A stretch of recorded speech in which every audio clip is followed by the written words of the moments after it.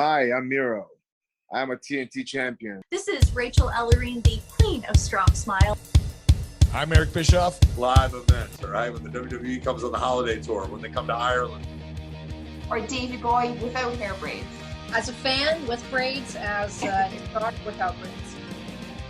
And you are watching WrestleSlam. WrestleSlam. And you're watching WrestleSlam. Hi everybody and welcome to a brand new episode of WrestleSlam, your weekly dose of news, reviews, booze and woo! Here is your team. We have myself Liz and himself Jerry. We have Jerry C, the man in charge. We have Matt, we have Phil and we have Mick. How is everybody? All good. Yeah, all good. Glad to hear it. The mood is great. That's good to hear it. So if you have not found us yet on YouTube or subscribed, what are you doing? We are at Sports Matters TV on YouTube. You can follow us at Slam Wrestle on Twitter. Get on the Insta, get on the Facebook as well, so you don't miss out on any news. Huge things happening this week, but can't say nothing. You'll just have to tune in. With that, guys, kicking off with some wrestling news. It's awful to start the podcast like almost seems to be a weekly basis now with, I suppose, not so much sad news, but just kind of a little bit of a tug on the heartstrings again. Regardless of what you think of what's going on, regardless of who's taking over what, huge love and heartfelt thoughts are going out to Triple H, who was under, who went under a cardiac procedure following a cardiac event this week. So I think we're happy enough just there to send our wishes. To mind all the shit speculation online, it's not tasteful, it's quite disrespectful, so we're just wishing him very, very well. There is no doubt, regardless of what line of or what side of the line you stand on, he changed, excuse the pun, the game. He did. So we will leave it there, but we will wish him every best wish and a speedy recovery as well, and hope to see him back soon. Looking forward to the pop when he comes back, for sure. Following on from that, lads, Mick Foley was in the headlines this week. WWE, we have a problem. Jerry C, what did you make of this Mick Foley, I suppose, pipe bomb, we'd like to call it? Do you think he's right? Yeah, he's definitely right. Definitely. Like, Mick Foley's very opinionated. Like, I think anytime he's been involved with Impact over the years, obviously ECW, WCW in his early days. But yeah, he's very, do you know what I mean? I think what he says is normally spot on. And Mick loves the business more than anyone, I think. You know what I mean? He's done so much for the business. But yeah, he's 100% right. And I think there's going to be more that will come out. I think he's going to call a lot more shots. But he's right. I think Vince actually respects Mick. So I hope Vince and all the crew do take on board what Mick is saying. But yeah, 100% right. I'd back Mick any day. No problem. But it's not even just Mick. Booker T as well was criticised. Booker T backed him up, yeah. The thing about this, Booker T is like a WWE sheep, so he's kind of looks bad when he's for him to say it, yeah. And there's reports of heat backstage as well for Mick Foley. But the fact that, look, let's face it, Mick Foley gave hips, limbs, ears, teeth, lips to the business. He really did, so he has respect on all sides. So he knew it was going to garner some form of heat with WWE. But Mick has a passion for the business. And, he calls it how he sees it. So you can't really blame him. So, his words are true. Let's face it, we can't be, let's not beat around the bush. There's definitely something needs to be done. But the fact that such high profile stars are saying it, maybe they'll listen, or maybe they'll just ignore everything and go deeper into the rabbit hole they're going into now. Further news this week, actually, as you say, Jerry, they're backing up for Impact. He made a really, really good comparison of Killer Cross in an Impact match. I don't know if you saw the collage he made. And then we have Karrion Gimp Cross being hit by the dripstick. So it's, I don't think he had to say any more. That shows everything that he thought. So you're absolutely right. He's familiar with how Impact work, and now he's seeing what they're doing for Karrion Cross. And anyway, not to worry. Hopefully they'll listen. Going on from that, guys, more people in the headlines. Some people aren't happy with how they're being booked. Yeah. Brian Cage's missus had a bit of a rant, right? I will reserve my opinions on this because I'd like to know what y'all think, because I think that it might be a little bit divided. Phil, what did you think about this? What's your opinion? Was she right to do it, and is he being used well? She probably wasn't right to she kind of threw him under the bus because he's not the one who said it. Yeah, So I kind of die. Like, imagine if I went over to Jerry's work and was like, look, I'm sorry now, right? And ranted, or he done it to me. I would absolutely crawl up my own arse and die of mortification of the highest order. Like, what colour is red? You know, I would be mortified. Anyway, as I said, I reserve my opinion. I actually don't think he's unhappy in the company. He's just unhappy of his position. Yeah. Yeah. I just think he wants to be out of this feud he's been in for the last 6 months, it seems. And also, he hasn't been right since he lost to Mox, but that was always going to happen. Yeah, for sure. Do you know what I mean? Mick, do you think it's a case of calm down, hang tough a little bit?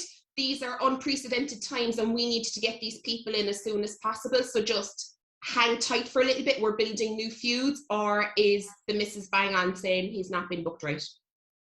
Well, I think it's unfair to say, given that Gage hasn't actually said anything himself. Do you know what I mean? Yeah. So like we're you know what you said might reflect what Gage thinks himself.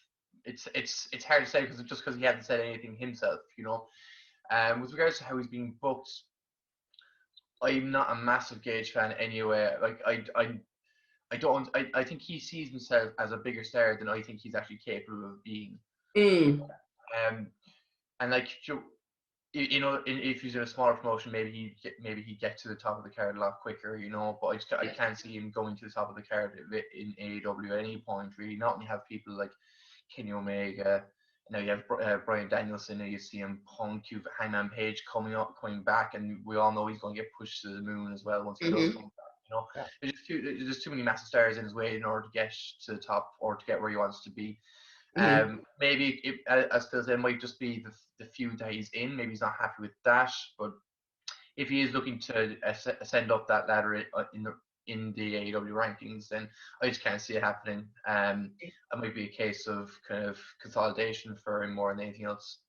Yeah, I think with WWE being the big strong fucking 6'4" mold that they have, AEW is the opposite. It's the smaller, leaner, more athletic mold that they have, and the big burly men just don't fit the style that AEW puts on. Like, I know there's some great talent there, like fucking Wardlow and Lance Archer. Like they'd be massive anywhere else. Like, but in AEW, they're just muscle. Like, they seem to be stuck in that limbo. Like, they're not going to be top of the card. They'll be mid card. Maybe TNT champion will be the most they'll ever hope for, inspire for. Like, because I don't see any of them big guys in AEW ever being the champion. Well, I actually think Powerhouse Hobbs might.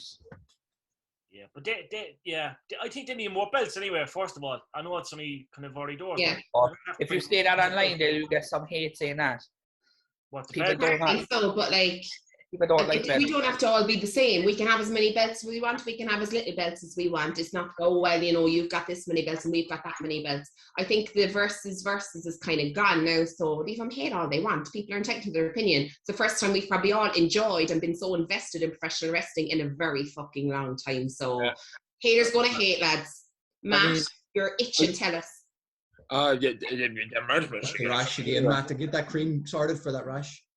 I told you that in private, for fuck's sake. Anyway, no, I can understand now. Brian Cage's missus, when she was like defending Brian Cage, she kind of does have a good point in some way. I'm not going to defend Brian Cage. I'm not like I'm like Mick. I'm not like a super fan of him. When he first made his debut and everyone's freaking out, I was just there like, oh, it's some guy, cool.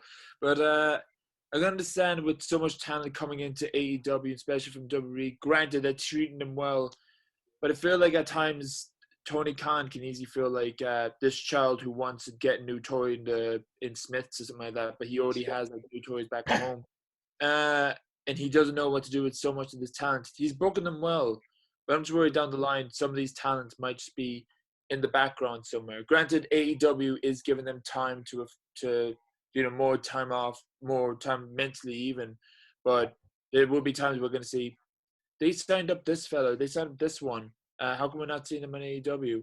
Like, remember when they signed up Matt Sydal? Yeah. We haven't really seen him much these days now, and I feel like that was a big deal because I'm a fan of him. Like, but that's what I'm worried. Look, once upon a time, I didn't understand AEW. I didn't know what direction they're going. Now I do. They want to do something wrestling. They want to do it for the wrestling fans. But I'm worried that it might go down this line. I'm not saying it will happen, but with so much of these talents and so much of WWE's talent not happy with booking, like Kevin Owens is the main example. If he comes to AEW, he's going to use well, but what about the other talents then? That's just my worry about AEW at the moment. Totally, Matt. But you know what? I still think it's unprecedented, and it was just a matter of fact that we could not leave these big names go, and we needed them in AEW. And I think they're just kind of behind the scenes trying to put everything like Ludo, start your counters, that kind of a way, and just give it a bit of chance to kind of feel out. But absolutely, stand by your man. You totally would. Still moving on from that, Al Snow, what is he up to? Big S and a red K. Yeah, he was on the beach just chilling out, and he saw a little kid kind of getting caught in a riptide, and he kind of was like, there's no lifeguard or anything around. So he just had to take it into his own hands, that he just had to go in and save him. Madness. Cheers, Al Snow. God bless it. He's like a man of many faces. He keeps me entertained on Twitter, and now he's like a real life superhero as well. Scary what happened with Shad last year. I know, my God, that was heartbreaking, wasn't it? Yeah, and this kid was about the same age as well. He was very young. Scary. I think it shocks everybody into emotion, doesn't it? That kind of way when you see things happen like that. I think it just adrenaline kicks in, and you just common sense. Some people would say go out the window, but where's the common sense in watching it happen and not doing anything? So yeah, good for him. The main thing is there was a happy ending on this one. For sure. Do you know what I mean? Thank God. And fair play to Al Snow. Big hearts from us for WrestleSlam. Lads, we had a massive Smackdown last night, right? Well, we had a massive opening to Smackdown last night. I don't know whether you guys got to catch it or not, but we watched it this morning. And I tell you this much, I was popping my clogs at the start of Smackdown. We had Roman Reigns coming out with the bloodline, and all very, very happy. And, we rule New York. Oh, yeah. Only Larkin, I leave that one slide. And it's like, we rule New York, and WWE rules New York. And then it's like, the bloodline rules WWE until Lumberjack! I traveled 500 miles to give you my seed, comes out. Lads, Brock Lesnar in the check shirt. I literally nearly died. It was just amazing. I just laughed so hard. And he came out, I was just like fresh from cutting the logs. And I was like, there he is, by Wilford. So yeah, we have Reigns and Brock having a bit of a tete-a-tete, and Brock being the person who drops you right in it and says, "Why didn't you tell Roman Reigns that I was at SummerSlam?" Yeah. Jerry, is this a big work? Is Paul Heyman on Brock Lesnar's side? Yeah, I think he's going to be with Brock. Even the way he introduced Brock in the ring was fucking electric. The crowd loved it. Oh man. Brock looks amazing since he's come back, and I think it's just going to be interesting to see what's going to happen out at Extreme Rules, because look, we know the match has been made with the Demon, Finn Balor, and Roman, but it almost looks as though Brock is somehow going to get involved in this match, and Balor might become champion. But yeah, I love Brock. He's a beast. I love this little man ponytail on his head, and yeah, I think the segment with the Usos and Roman was brilliant. The way Brock tried to F5, Heyman, obviously, Roman did his punch, and then, the Usos came in, it was kicks, and then obviously, Brock had his typical double clothesline and shit. Yeah, perfect, and I must say, I was impressed with SmackDown. It's been decent as of late, and I just only hope that Raw will somehow follow in that footsteps down the road. Fingers crossed. Not likely. But tell me, lads, all this build-up on social media all week, where the fuck was Naomi? Yeah. She's been calling out Pierce, and why am I gone blank? Sonya all week. And like, remember it's tonight, remember it's tomorrow night, don't forget me. She nowhere. She's not even backstage. There was no women's wrestling this week. There was some fucking shitty tank segment behind the scenes, and I'm like, is this what we're reduced to again? But anyway. I was reading that the match went too long, Edge. Yeah, that was a long match. 2 breaks in it. And yeah, I was going to say a couple of breaks. So, I mean, it did go quite long. But look, we'll see what's going to happen. But excited for the storyline with Brock and the old bloodline. Oh, yeah. We had a 10-man tag. It was what it was. I think it was just a matter of getting people on the telly in MSG. It was a house show tag match, just to say if you're getting it on in MSG. Lads, I'm really sorry. And it's probably going to upset a few people, but I don't really care. So, I'm just not feeling this Becky heel turn Oh, at all. yeah. And I know that we're divided about this, but I am not feeling it. Her jacket was horrendous. Jesus Christ. Do you know how many chinchillas were slaughtered to make that fucking concoction? An absolute contraption if ever there was one. It was shocking. Matt, are you down with a Becky Lynch heel turn? I to be honest, I thought it was actually fitting the storyline at first, but now I think they're just like kind of like teasing it, as in Becky just wants to come out and act like a proper heel, guilt tripping the audience by saying, "I left my baby girl at home for you people," and it was, and I was like, I mean, and I can see what they're doing. I think they're teasing the match so much, but I don't know what to make of Becky Lynch's heel turn at the moment. It might work on us, lads. It might work on us. Becky might actually, because this is a new turn for her. But at the moment, I'm gonna say I don't know. That's my favorite word of this podcast. I don't know. Maybe. But here we go.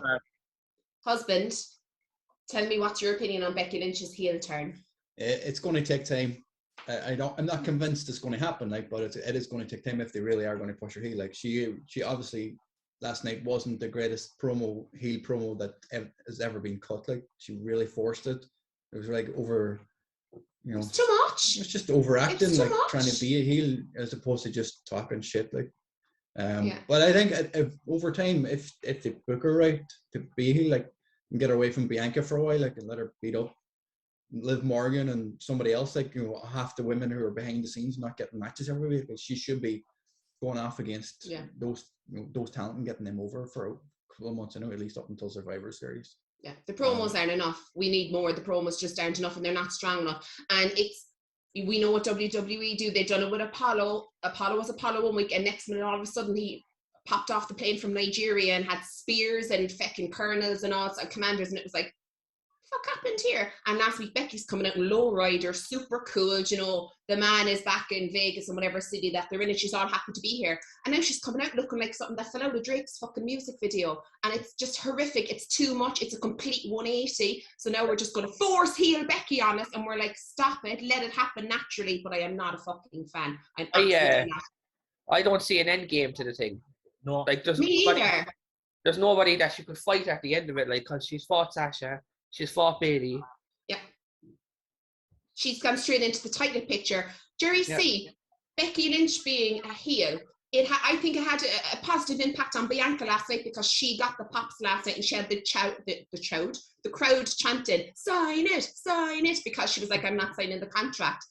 Do you think the tide is finally turning for Bianca after she got screwed at SummerSlam? Yeah, she looked $1 million last night, even when she caught the contract when Becky kind of fucked that out. Right? It looked really good. As you say, look, Bianca has an incredible future ahead of her. Becky was on about being rushed back. I came back last minute. I left my daughter at home. There's certain heel turns, and I think Becky can do a better heel turn than that. Now, I know creatively, it will get better, but I think they really kind of made it look desperate last night. And Becky's incredible.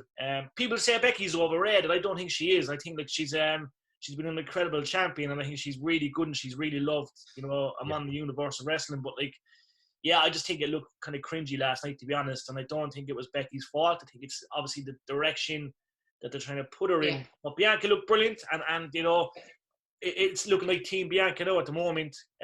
Obviously, it's the depth is not big in that women's division. I think they're not using it the way they should be.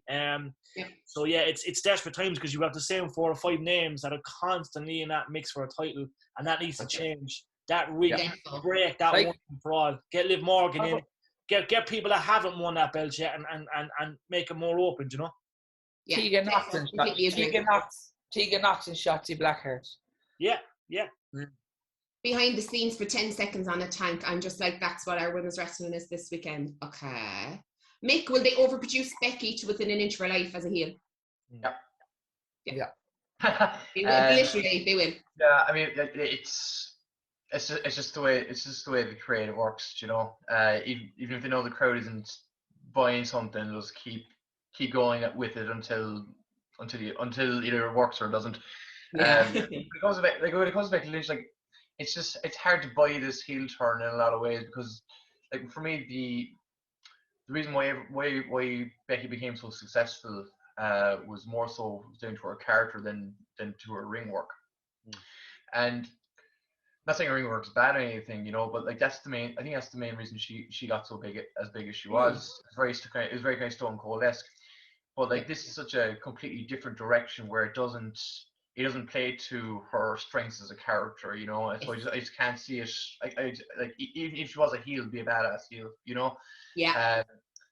It's just hard to see how this can work for her in the long run. Yeah. She needs to be a chicken shit heel. Like she doesn't need to, try and get the crowd to boo her. Just stop, do what she's been doing, like run away from fights. Like that's all she has to do. Same with The Rock did. When The Rock went heel that time, like he kept running away from Mick Foley and people like, he didn't do much like promo work when he went with Vince and Shane that time. Like, and as good as he was, like back then he was just running away from fights and people hated him for it. Yeah.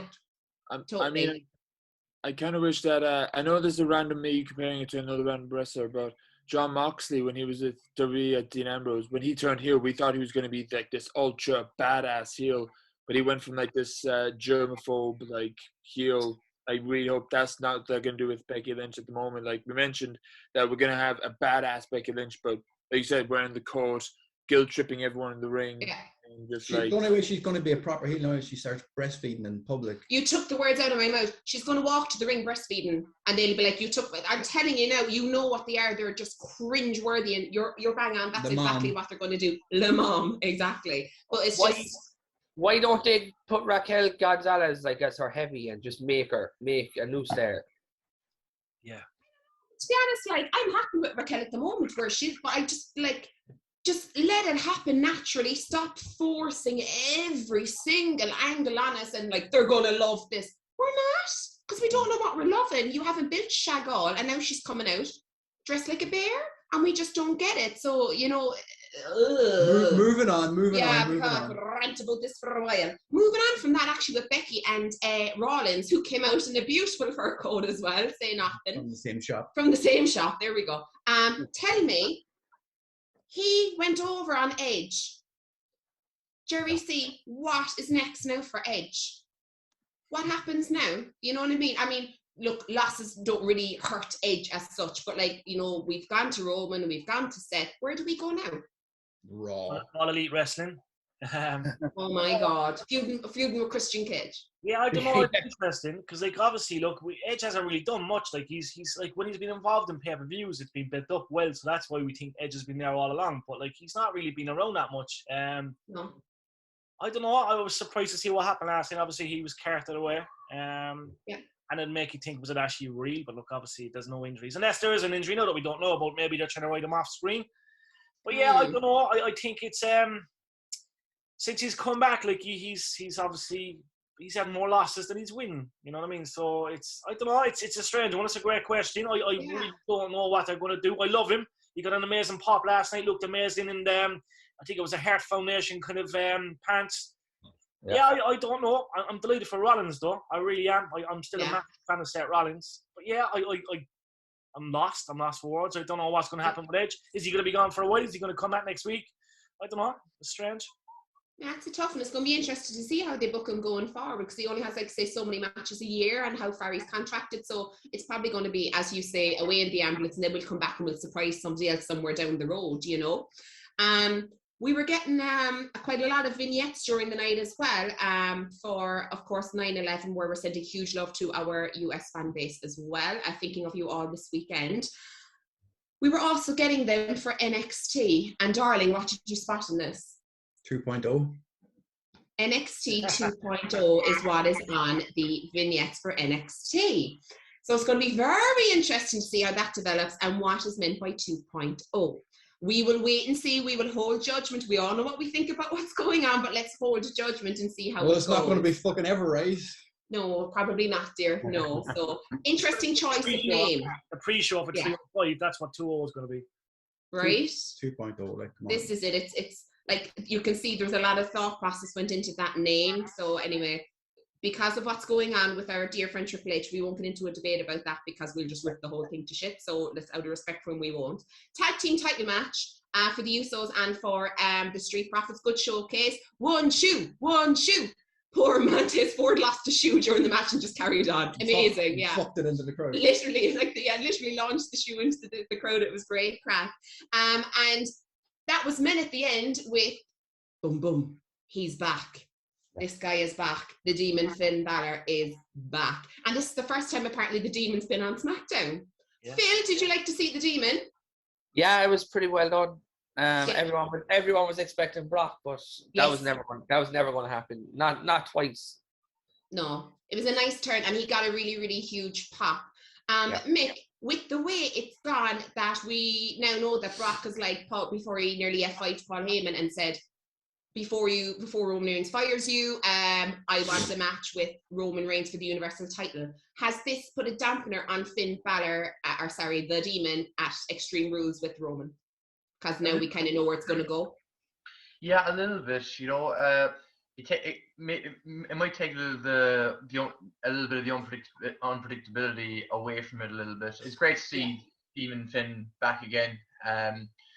It does give you a little bit of belief that he might actually do it. Maybe WWE want to keep him sweet, so he doesn't fuck off to the other guys. Because all of his friends are there now, so he needs a reason to stay at this point. So maybe they will put the belt on him for a while. But it doesn't feel like a crowning moment. Even if it does happen, it wouldn't feel like a crowning moment for him. It's just a side effect of the Brock and Roman feud. Right. It's kind of annoying, because Finn Balor is brilliant and he's probably one of the best in the company, and it's just sad to see. I'd love to see a crowning moment for him, but I don't think it's going to happen. And I think at very best he'll probably be a transitional champion if he does, even if he does get the belt. But it would be nice to be full circle from when he lost it originally. So just as you say, to give him that. Yeah. They'll have to put a no DQ stipulation. There isn't any stipulations on the Extreme Rules yet on any of the matches. So you know what's Extreme Rules about any of them so far. So make it a no DQ, and Brock comes out and cost extreme angles, man. That's what it is. Extreme angle. Every stipulation. Extreme Kevin Dunn editing. Cut. Oh my God, camera 1, camera 2, camera 1, camera 2. We get loads more of that. Guys, AEW this week, lots happening between Dynamite and Rampage. So, Malachi Black and Dustin Rhodes. Now, Dustin Rhodes got in quite a bit of offense, say nothing. Malachi brought out Cody's boot, teasing that he was retiring and all this kind of crack again. Phil. Yeah. Is this going the inevitable way of another one bites the dust to Cody when he comes back and faces Malachi Black? Are they going to go that way? I don't think he'll squash him again, but I think Black will win. He better. I hope he does, because I really don't know where this puts Malachi Black. If Cody goes over again, I've been defeated. It's just so terrible. And I'm leaving. I'm taking my toys and I'm going home. And then he comes back and he wins and everything's fine again.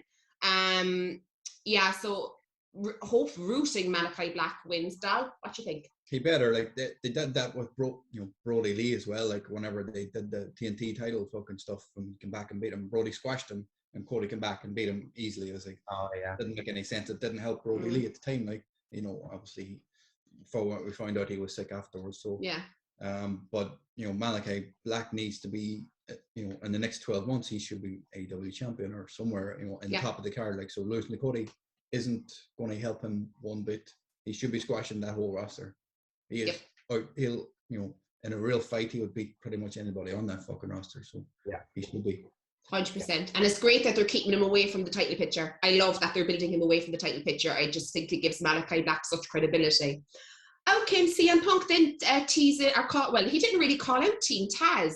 He was chatting away, and then Taz is just like, when you're out in the club and a fight brews, and then this random person comes in and starts throwing punches, and you're like, the fuck is he? What are you doing here? That was like Taz. It just made no sense to me at all. I don't know if that was Taz's delivery, but I just felt like, you didn't start this fight. What are you doing here?